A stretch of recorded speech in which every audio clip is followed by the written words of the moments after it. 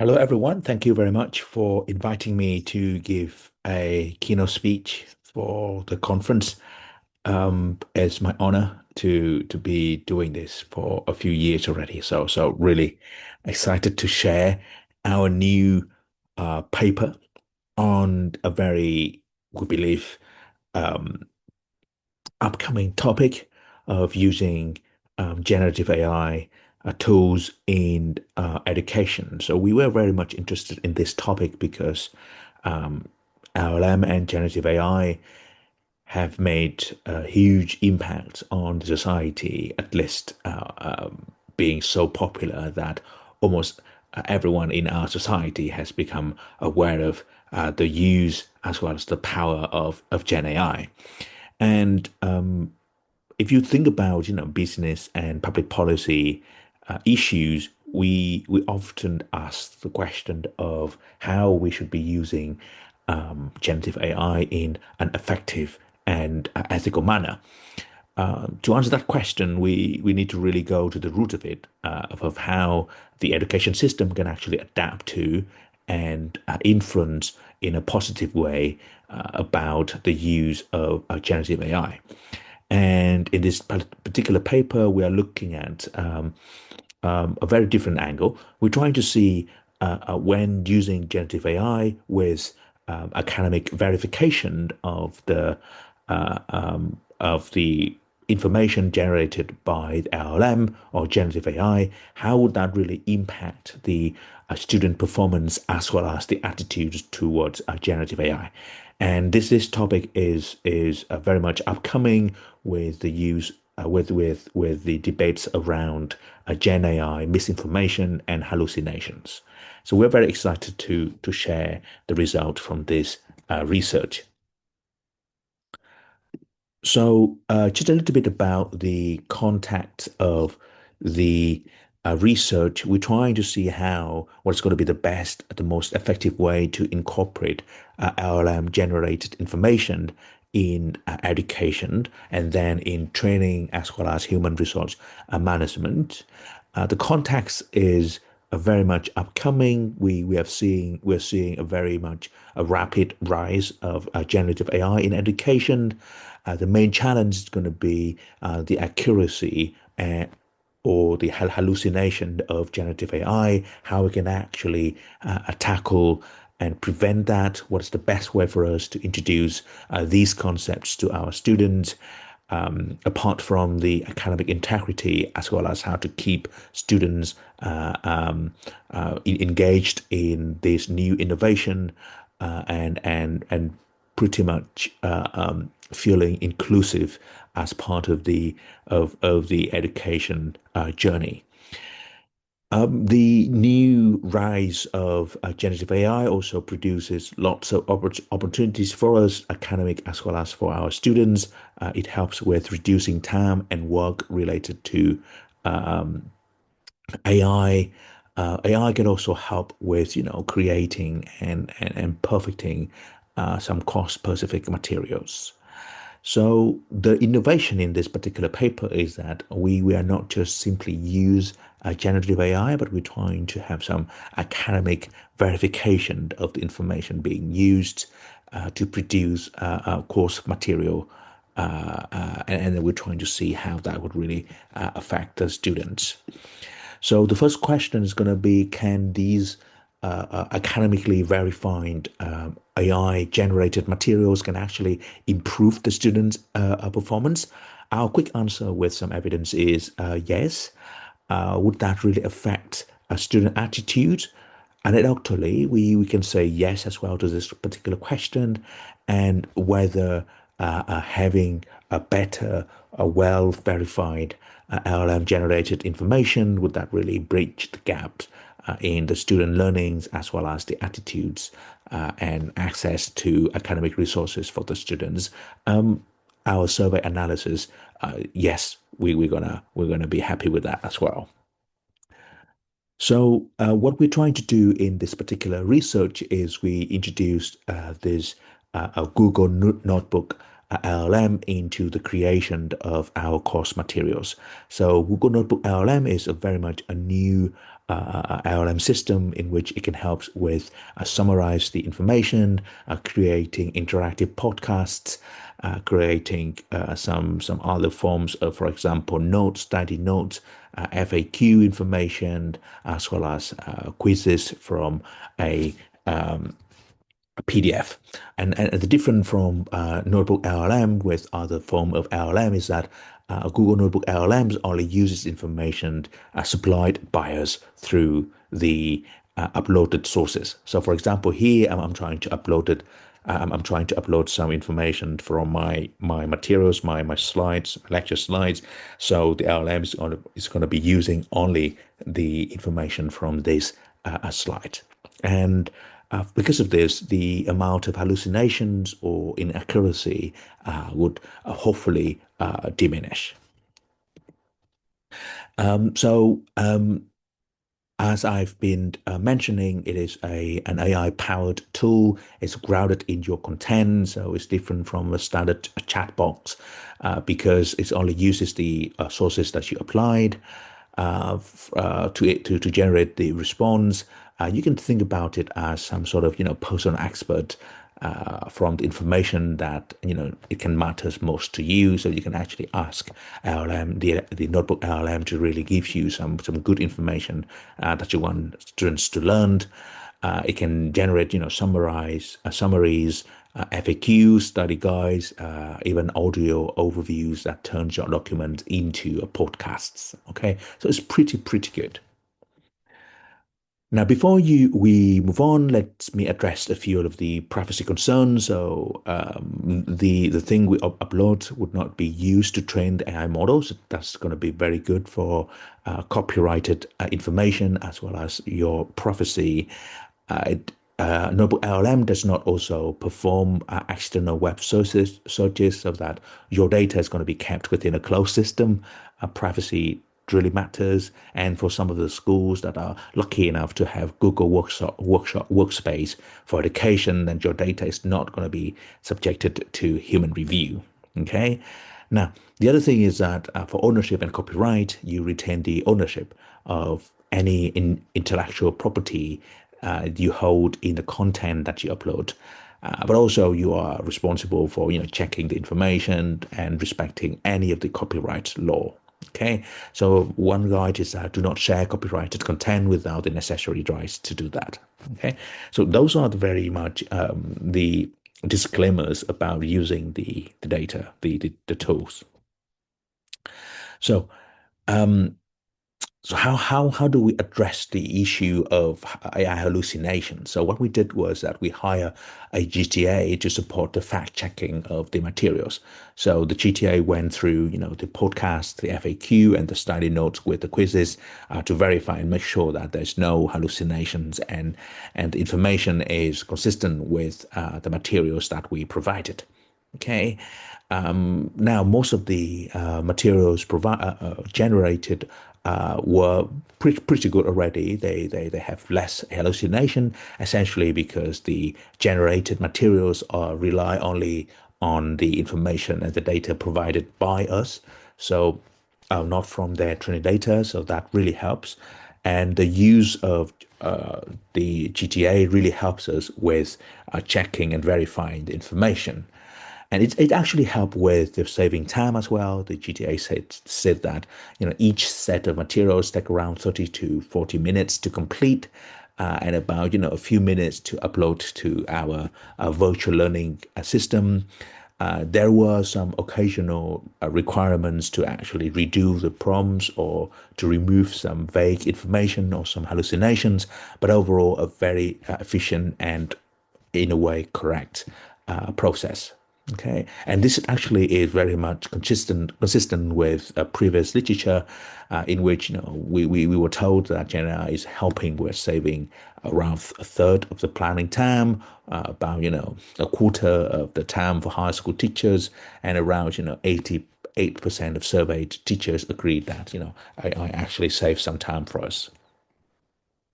And here is what we did in our courses. So we are showing this to help with to have students to look at and use the Gen AI generated materials. So obviously, our next question is, are the students using the materials? Yes, the answer is yes, they are actually using the information quite well. 58 views by 47, and in here, 503 views by 63 users. So there is a very good engagement with the materials from the students. So that this is what really help us with answering the question whether it's going to be helping us bridging the gap between people students with less exposure to Gen AI and those who are more familiar with Gen AI. It gives a lot of outputs in multiple formats, for example, audio, text, and summaries. It gives a lot of learning formats relevant and related to different learning needs. For example, people with auditory or dyslexia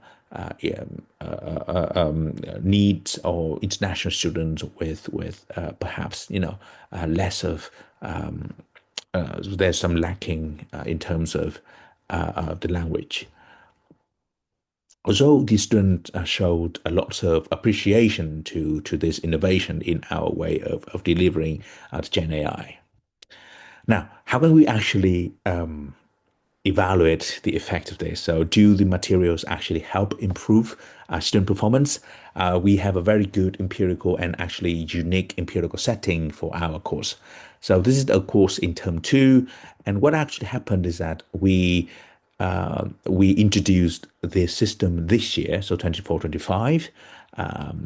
And we're trying to compare the performance of students this year with the performance of students from the last year cohort.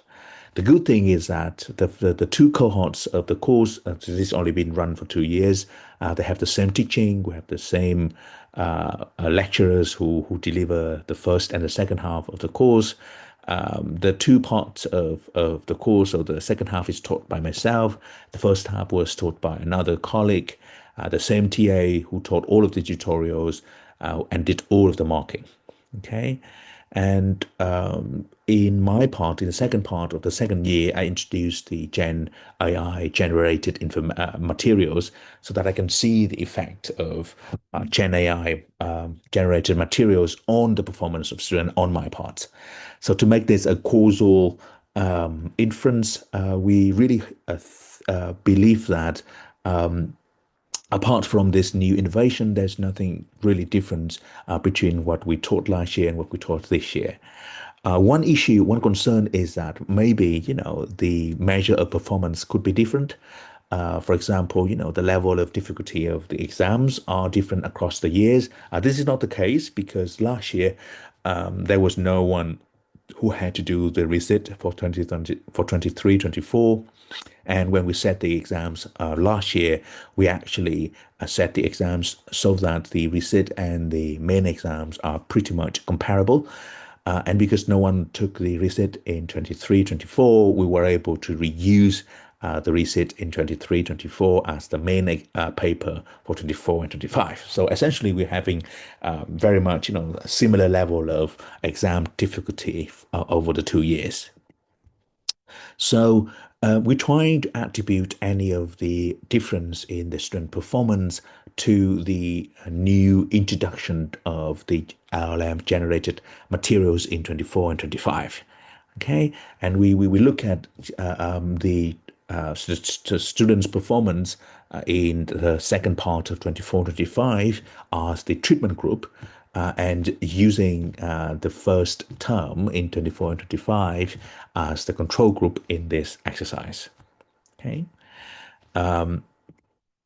So essentially, this is a different setup in which we're trying to see the effect of the LLM generated materials on the performance of the students in 24-25 term two.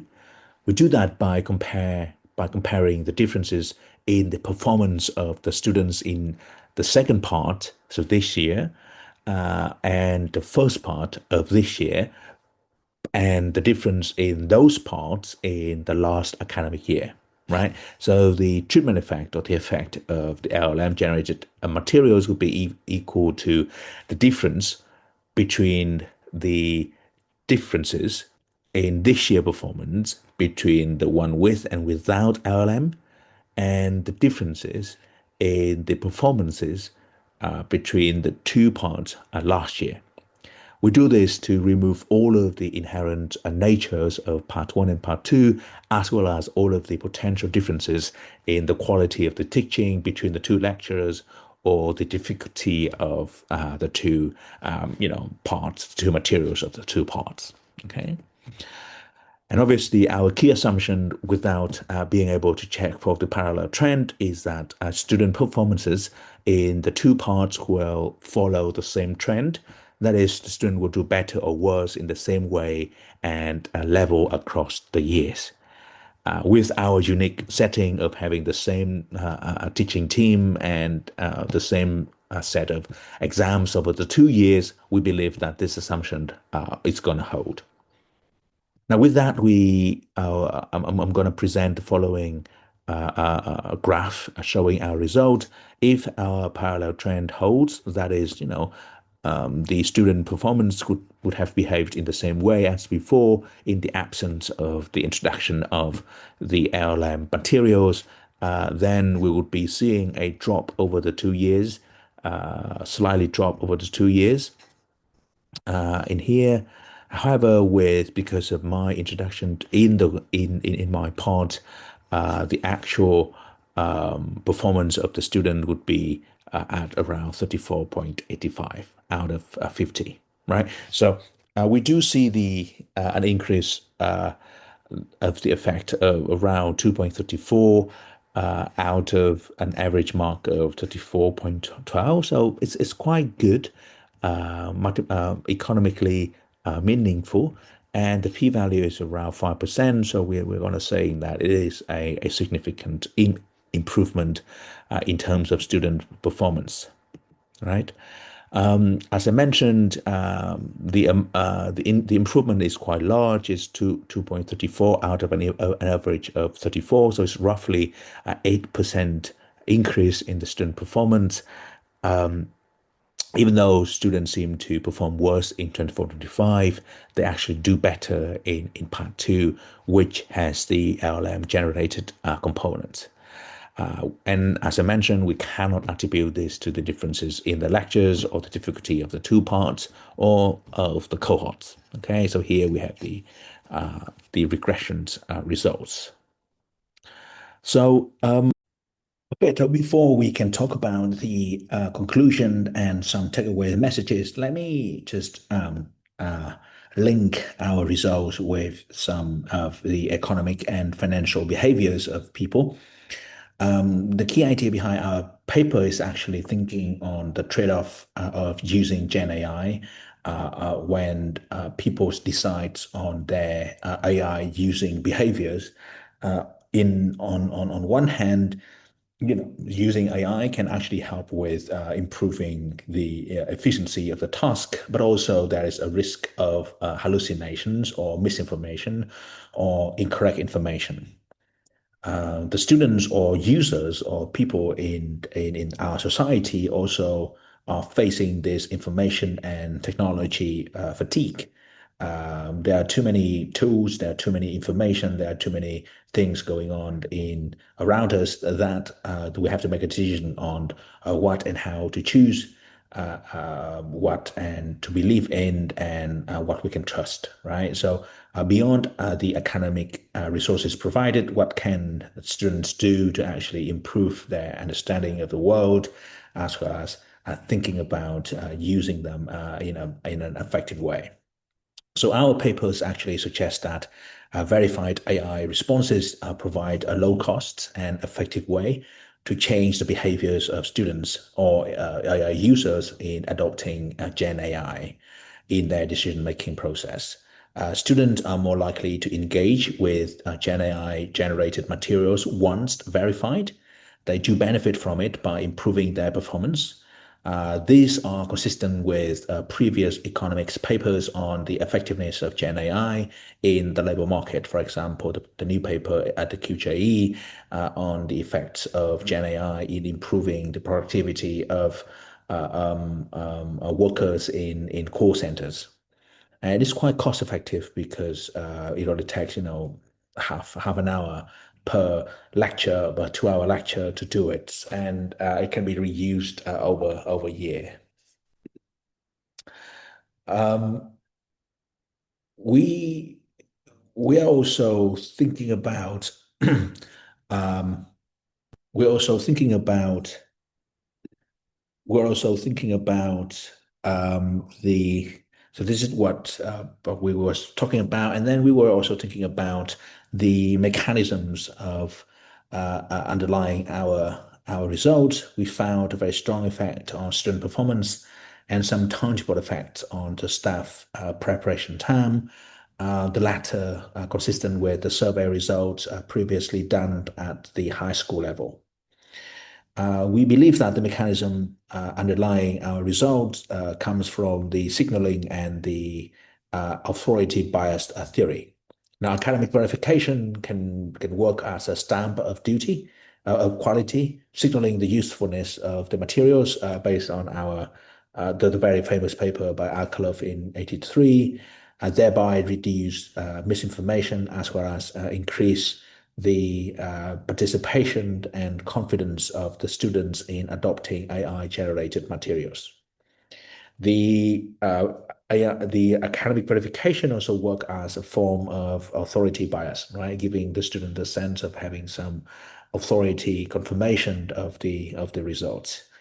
The technology adoption bias model as well can give us some guidance on the way we can think about the morality of using AI algorithms in the decision-making process, when and how we as the educators, as well as the authority of, in a way, knowledge, should make a case for adopting AI.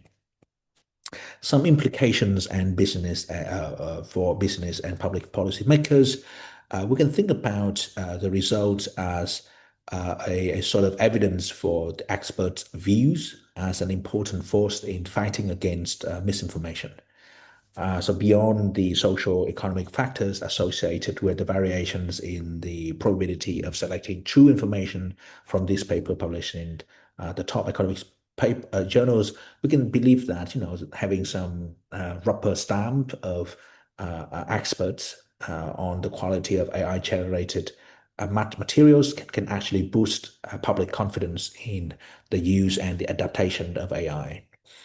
The nature of knowledge in business school education is a two-way street, right? It has to go from our students, also coming from our educators, and a form of confirmative actions as well. Now, critical thinking remains the key idea in making business and public policy decisions with AI augmentation. We were referring to the dispositions and habits of mind and the ability to reliably succeed through competence in the epistemic activities such as forming accurate judgment or evaluating arguments across the range of situations. This is very key for business decision making. And the cost and benefits, we do see a lot of supportive arguments for a low cost and recyclable use of the materials. That is what we've got so far. Some takeaway messages here for not just for education colleagues, but also for people who are trying to think about the effect of LLM in helping students. Is trying to engage, LLM into your teaching, trying to use that to your advantage to help you with improving the accessibility of your course. You can use LLM to generate FAQs, podcast study guides, trying to verify output with the help from TA or other academic staff, circulate and integrate that into your virtual learning environment.